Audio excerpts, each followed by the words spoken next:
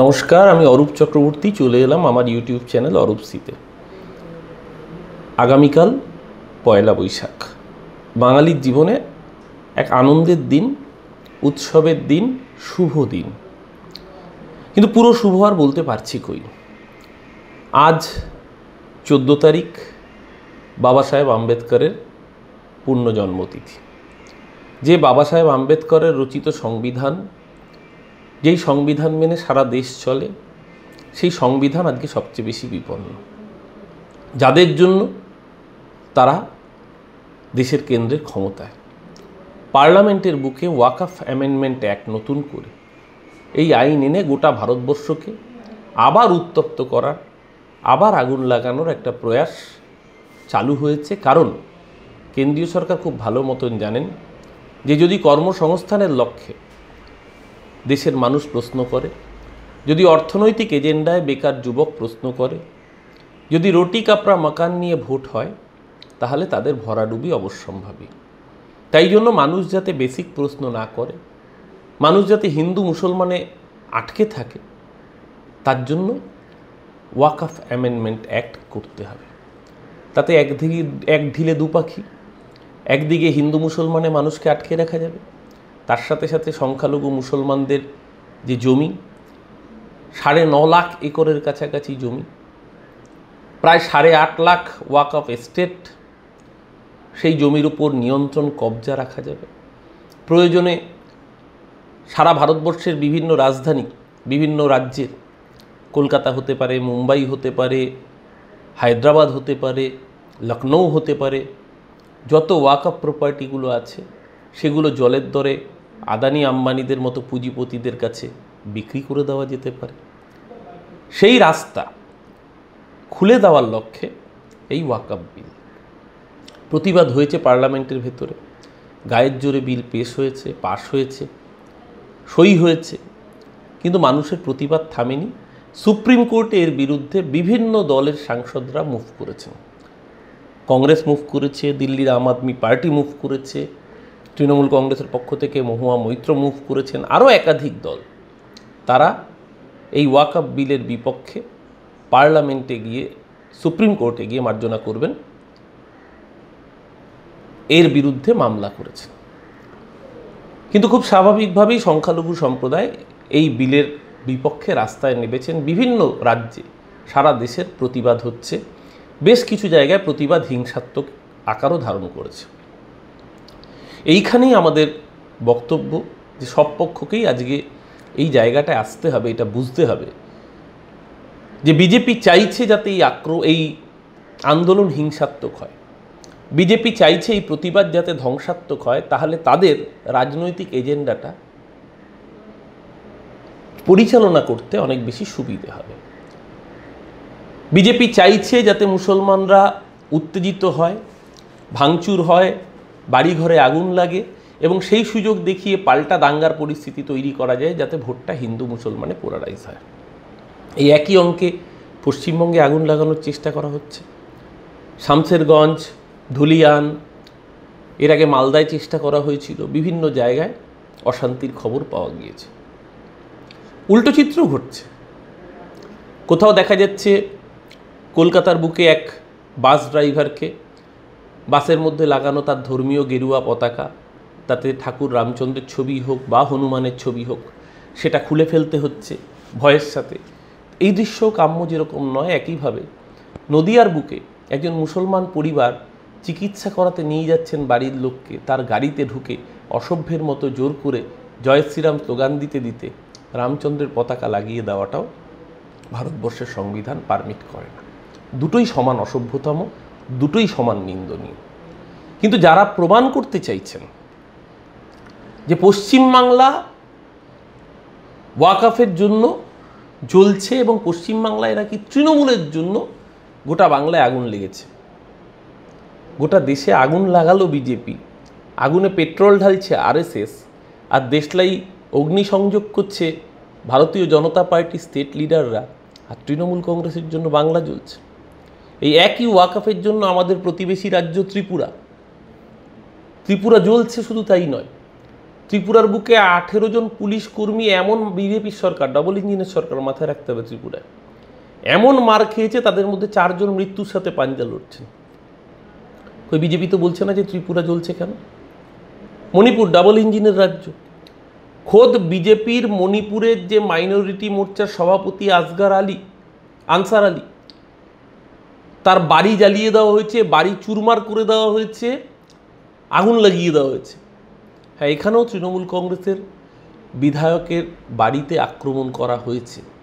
ভাবুন, তৃণমূলের মদতে যদি ওয়াকফের এই গুন্ডামি চলতো, তাহলে তৃণমূল কংগ্রেসের বিধায়ক আক্রান্ত হচ্ছেন কেন? প্রশ্ন তো এখানেই উঠছে। তার মধ্যে আগুনে পেট্রোল ঢালার কাজ করছেন কারা? দুর্ভাগ্যজনকভাবে তিনি কেন্দ্রের মন্ত্রী, এ রাজ্য থেকে নির্বাচিত সাংসদ বালুরঘাটের কেন্দ্রের মন্ত্রী। তিনি গতকালকে একটা মিথ্যে ছবি টুইট করলেন, যেটা থেকে আরও অশান্তির সূত্রপাত। সেই ছবি দেখাচ্ছি, এবং পরিষ্কার লিখলেন সুকান্ত মজুমদার যে বঙ্গে দুধেল গাইদের, কোট আনকোট, মানে মুসলমানদের উদ্দেশ্যে তিনি এই ধরনের শব্দবন্ধ দিয়ে প্রমাণ করতে চাইলেন, এই ছবি দিয়ে, বঙ্গে ব্যর্থ মুখ্যমন্ত্রীর আদরের দুধেল গাই, শুধু একটা অজুহাতের প্রয়োজন। বিভিন্ন ছবি, গণেশ চতুর্থী, সরস্বতী পুজো, রামনবমী, দুর্গা পুজো ইত্যাদি ছবি সুকান্ত মজুমদার টুইট করলেন। আরও মজাটা হলো যে এখন টুইটারে একটা এমন অ্যাপ্লিকেশন রয়েছে, যে অ্যাপ্লিকেশনটায় আপনি গেলেই বুঝতে পারবেন ছবিটি আসল না ফ্লেক। সেটি হলো গ্রক। এইবার যখন ক্রস ভেরিফাই করা গেল ছবিগুলোকে, সেই ছবিগুলোকে দেখা গেল, এবং পশ্চিমবঙ্গ পুলিশ সেটা পোস্ট করলো। পোস্ট করে দেখা গেল এই ছবিগুলো কোনোটাই এই ওয়াকফ আন্দোলনের সঙ্গে জড়িত সম্পৃক্ত ছবিই নয়। এই ছবিগুলো প্রত্যেকটি আজ থেকে 4 বছর, 5 বছর, এমনকি 6 বছরেরও বেশি পুরনো ছবি, যেই ছবিগুলোকে সুকান্ত মজুমদার ব্যবহার করলেন এই ওয়াকফের সময়, এই দাঙ্গা বলে দুধেল গাই উল্লেখ করে। ছবিগুলো কোথাকার? ছবিগুলো এনআরসির সময় লখনৌর, ছবিগুলো উত্তরপ্রদেশের রামনবমীর, ছবিগুলো সিএর সময় ম্যাঙ্গালোরের, ছবিগুলো সিএর সময় লখনৌর, ছবিগুলো সিএ আন্দোলনের সময় আসামের ছবি, এবং বিজেপি শাসিত রাজ্য সবকটাই তখন। Fact check versus truth, BJP West Bengal, তারাও এই একই ছবি পোস্ট করেছিল, কিন্তু আসল সত্যিগুলো আপনারা নিজেরাই দেখে নিন। Fact check versus truth.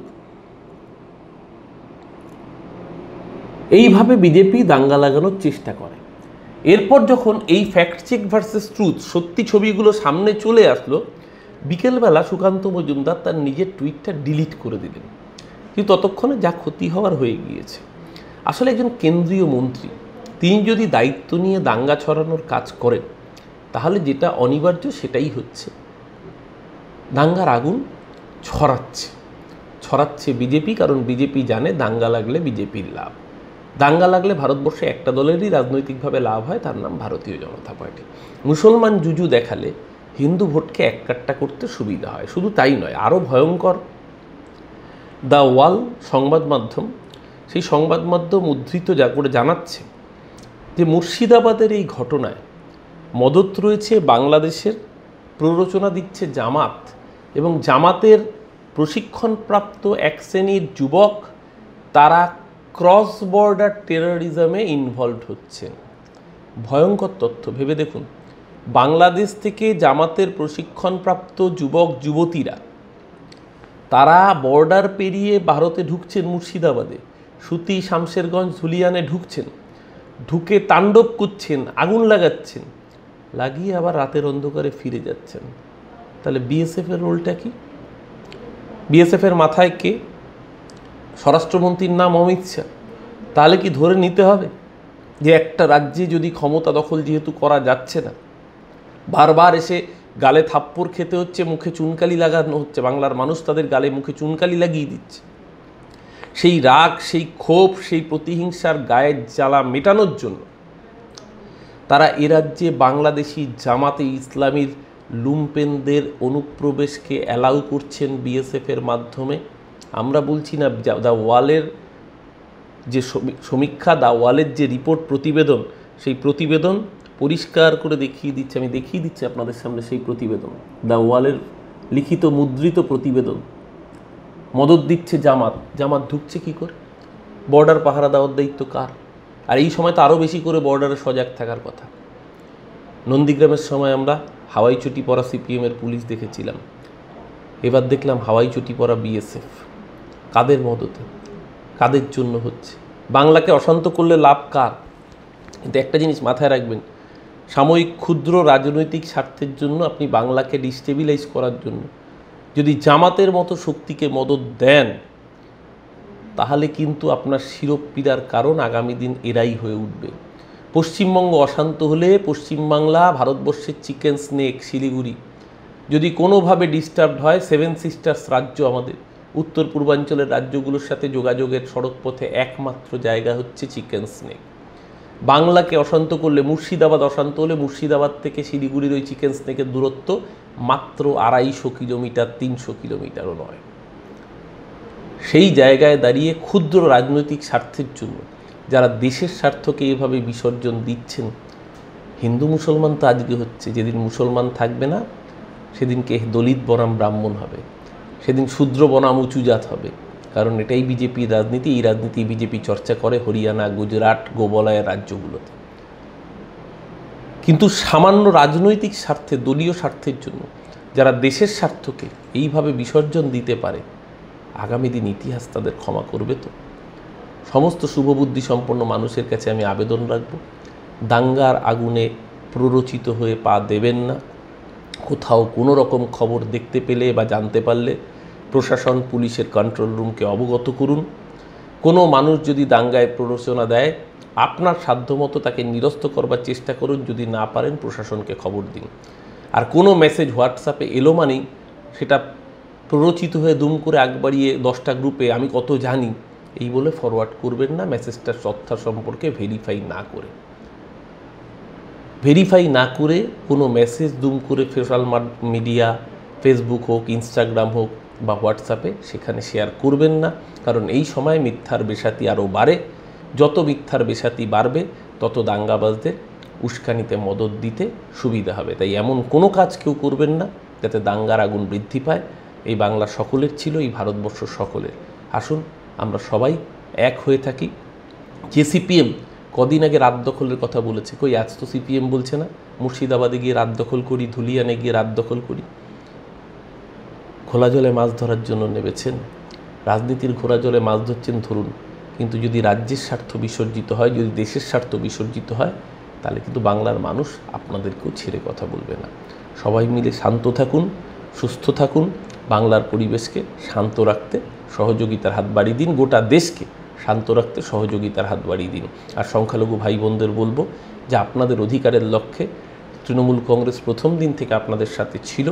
Mamata Banerjee মুখ্যমন্ত্রী হিসেবে পরিষ্কার বলেছেন যে এই রাজ্যের বুকে ওয়াকফ আইন আমরা লাগু করতে দেব না, যেভাবে সিএ আমরা লাগু করতে দিইনি, এনআরসি করতে দিইনি। ওয়াকফ আইন মুসলমানদের অধিকার রক্ষার আইন, এই আইন আমরা এই রাজ্যের বুকে বলবৎ হতে দেব না। সুপ্রিম কোর্টে মহুয়া মৈত্র মামলা লড়েছেন, তৃণমূল কংগ্রেস দল হিসেবে আপনাদের পাশে রয়েছে। আপনারা আশা রাখুন, ভরসা রাখুন, কোনো রকম অশান্তির পরিবেশ সৃষ্টি যাতে না হয়। যেরকমভাবে বেলডাঙ্গার দাঙ্গার সময় আপনাদের যথেষ্ট পজিটিভ রোল ছিল, আপনারা প্রশাসনের হাতে দাঙ্গাকারীকে তুলে দিয়েছিলেন, এবারও আইন নিজের হাতে নেবেন না, এমন কোনো পরিস্থিতি তৈরি করবেন না যাতে আপনাদের দিকেও কেউ আঙুল তোলবার সুযোগ পায়। ভালো থাকুন সবাই, শুভ বুদ্ধির উদয় হোক। রাহাত ইন্দারির শেষ লাইনটা বলে আজকের এপিসোড শেষ করব। किरायादार है जाति मकान थोड़ी ना है, सभी का खून है शामिल यहाँ की मिट्टी में, किसी की बाप की हिंदुस्तान थोड़ी ना है। এই ভারতবর্ষ আমাদের সকলের।